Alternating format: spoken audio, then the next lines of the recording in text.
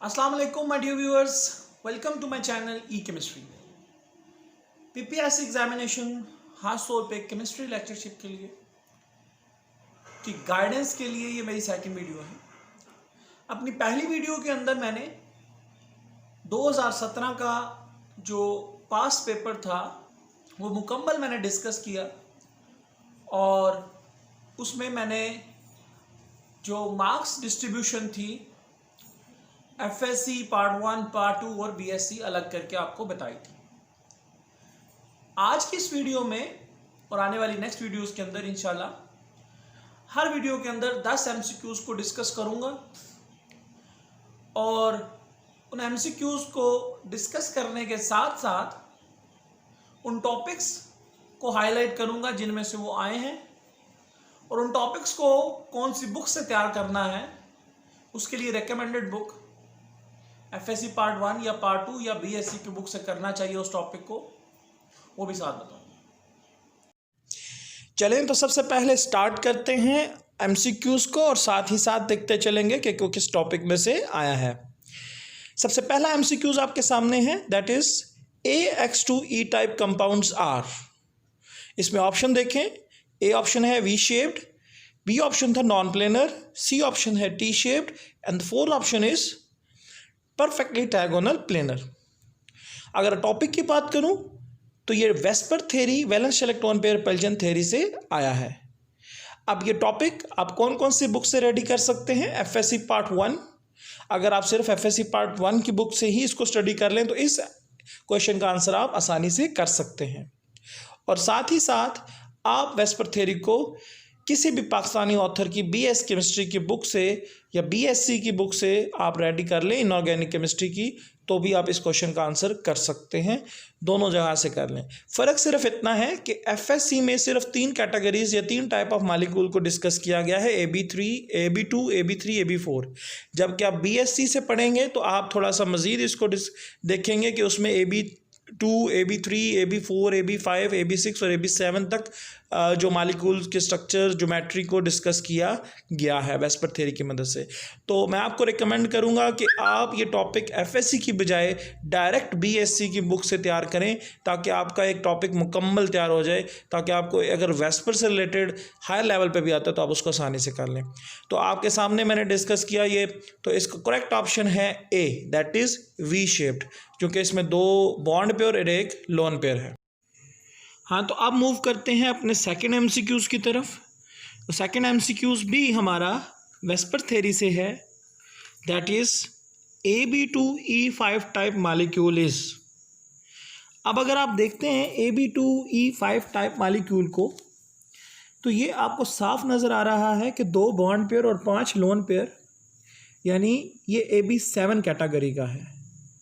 तो जैसे मैंने आपको कहा कि अगर आप एफएससी वाली सिर्फ वेस्पर थ्योरी को तैयार करते हैं तो आप AB4 तक ही उसको तैयार करेंगे, लेकिन अगर आप बीएससी की बुक से इसको रेडी करते हैं तो आप हायर लेवल पे AB7 तक इसको रेडी कर सकेंगे।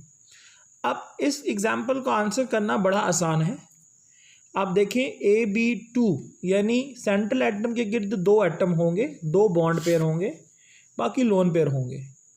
तो ऑप्शन नंबर 1 अगर आप देखें, ऑप्शन नंबर 1 है I3 negative, option number B है ICl4 नेगेटिव, ऑप्शन नंबर सी है IF5 and option number D है ClO4 नेगेटिव।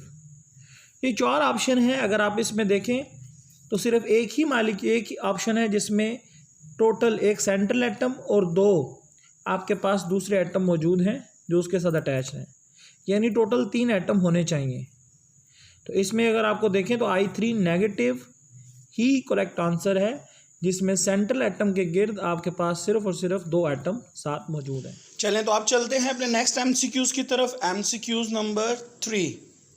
तो जो एमसीक्यूज़ नंबर 3 है ये क्या है जी? The value of charge to mass ratio of electron is. अब आपने ये जो वैल्यू है ये कूलम पर केजी में बतानी है।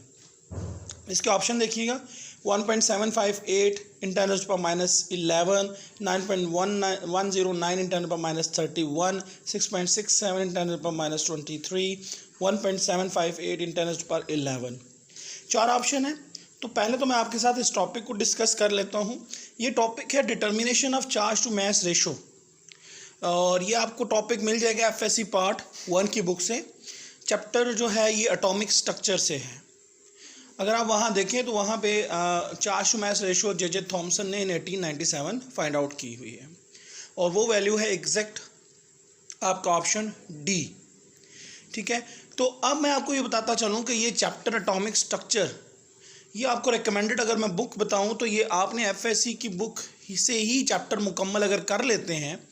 तो मैंने अपना लास्ट जो 2017 का पेपर डिस्कस किया है ऑलरेडी, उसमें मैंने बताया है कि इस जो पेपर के अंदर 8 क्वेश्चन ऐसे आए थे, 8 एमसीक्यूज, जो इसी चैप्टर 5 से हैं। एफएससी पार्ट 1 के 5 की ही अगर चैप्टर आपको अच्छे से आता हो तो आप उसको सॉल्व कर लेते हैं। चलिए आप मूव करते हैं अपने नेक्स्ट एमसीक्यूज की तरफ। MCQs number 4, that is crystalline solids do not have, and the options are option A that is compressibility, option B characteristic geometry, option C rigidity, and option D all of these. तो इस topic की अगर बात करें, ये topic जो है properties of crystalline solid से आया है। क्रिस्टलाइन सॉलिड्स की प्रॉपर्टीज़ आपको एफएससी पार्ट 1 की बुक में सॉलिड एंड लिक्विड वाले चैप्टर में मिल जाएगा। अगर आप देखें तो जो क्रिस्टलाइन सॉलिड्स होते हैं उनकी कैरेक्टरिस्टिक ज्योमेट्री भी होती है और वो रिजिड भी होते हैं। और इसका करेक्ट ऑप्शन क्या होगा फिर? कंप्रेसिबिलिटी, कि सॉलिड्स को कंप्रेस नहीं किया जा सकता। हाँ जी, आप नेक्स्ट एमसीक्यूज की बात करते हैं। Next MCQs number 5, that is the mixture of benzene and toluene forms. Option A azeotropic mixture, option B suspension, option C ideal solution, and option D is non ideal solution. अब अगर topic की बात करूँ तो ये हमारा topic है जो ideal and non ideal solution का। और अगर आप इसका रेफरेंस देखें, बुक आपके पास एफएससी पार्ट 1 की जो बुक है जिसमें चैप्टर नंबर 9 सॉल्यूशन का चैप्टर है, वहाँ पे आइडियल और नॉन आइडियल सॉल्यूशंस को डिस्कस किया गया है। तो ये एग्जांपल जो बेंजीन और टॉलोइन दोनों एक दूसरे में हल हो जाते हैं, और आइडियल सॉल्यूशन की एग्जांपल जियोट्रॉपिक मिक्सचर की एग्जांपल के अंदर है। तो इसका करेक्ट ऑप्शन है आइडियल सॉल्यूशन। हाँ, तो आप मूव करते हैं अपने नेक्स्ट एमसीक्यूज की तरफ। MCQs number 6, that is benzene can not undergoes. अगर आप इसके ऑप्शंस को देखें तो option number A substitution reaction, option number B addition reaction, option number C oxidation reaction, and option number D elimination reaction. अगर topic की बात करूं तो ये द रिएक्शंस ऑफ बेंजीन है। ये आपको एफएससी पार्ट 2 की बुक चैप्टर 9 एरोमेटिक हाइड्रोकार्बन्स में मिल जाएगा। और मज़ीद आपको ये बताऊं तो ये एग्जैक्ट एमसीक्यूज एफएससी पार्ट 2 की एक्सरसाइज में से, उसी चैप्टर नंबर 9 की एक्सरसाइज से लिया गया। चलिए तो आप बात कर लेते हैं कि इसका करेक्ट आंसर क्या होगा। तो इसका करेक्ट आंसर है D, that is elimination reaction. Next MCQs number 7, that is calcium magnesium silicate is the composition of. Option number A asbestos, option number B calcite, option number C dolomite, and option number D talc. अगर topic की बात करूं तो topic ये silicates का है, लेकिन आपको ये सारे के सारे जो कंपाउंड्स नीचे ऑप्शंस में दिए गए हैं एफएससी पार्ट 2 की बुक के चैप्टर 2 और चैप्टर 3 में दोनों मिल जाएंगे। चैप्टर 2 के अंदर कैल्शियम और मैग्नीशियम के ओर्स एक बॉक्स के अंदर लिखे हुए हैं, वहाँ पे भी आपको ये जो कैल्शियम मैग्नीशियम सिलिकेट है ये कंपोजिशन मिल जाएगी। और दूसरा आप चैप्टर 3 में भी अगर चल के देखें सिलिकेट्स को डिस्कस किया गया है। उन 4 सिलिकेट्स में एक सिलिकेट ये भी है। और अगर आप जाके देखें तो ये इसका करेक्ट आंसर आपके पास आता है calcium magnesium silicate is the formula of asbestos. तो नेक्स्ट एमसीक्यूज की तरफ चलते हैं। Next MCQs number 8, that is splitting of spectral lines when atoms are subjected to strong electric field is called. Option A Compton effect, option B Stark effect, option C Zeeman effect, and option D photoelectric effect. Topic की अगर बात करें तो it is from defect of Bohr atomic model. अगर book में देखा जाए तो एफएससी पार्ट 1 की book chapter number 5 atomic structure से आपको इस जो है वो Bohr defect of Bohr atomic model मिल जाएगा। उसके अंदर डिफेक्ट नंबर 4 है। फिर मैं आपसे कहूँगा कि ये जो एटॉमिक स्ट्रक्चर का है, अभी तक हमारा दूसरा जो है वो क्वेश्चन आज हम इस वीडियो में कर रहे हैं। मैंने आपसे कहा था कि एटॉमिक स्ट्रक्चर मुकम्मल आपने रेडी करना है, ठीक है। तो इसका करेक्ट ऑप्शन जो है वो है स्टॉक इफेक्ट। अब चलते हैं नेक्स्ट एमसीक्यूज़ की तरफ। MCQs number 9, that is which of the following is the weakest base. Option number A ammonia, option number B pyridine, option number C pyrrole and option number D is aniline. तो अगर इस topic को देखा जाए तो ये basicity of nitrogen containing compounds है। ये टॉपिक आपको बीएससी या बीएस की कोई भी पाकिस्तानी ऑथर की जो बुक है ऑर्गेनिक केमिस्ट्री की, मैं रिकमेंड करूँगा एम यूनस की आपको ऑर्गेनिक केमिस्ट्री की बुक। उसमें ऑर्गेनिक नाइट्रोजन कंपाउंड जो है उसमें अगर आप जाके देखें तो basicity of pyrrole, basicity of pyridine, basicity of amines सबको डिस्कस किया गया है। तो वहाँ से आपको इसको तैयार कर सकते हैं। मैंने भी अपने टाइम पे जब मैं रेडी कर रहा था तो मैंने बेसिसिटी नाइट्रोजन कंटेनिंग कंपाउंड्स की मस्ट की थी। तो उसमें से यहाँ पे अगर आप देखें ऑप्शन जो करेक्ट ऑप्शन है दैट इज़ पायरोल।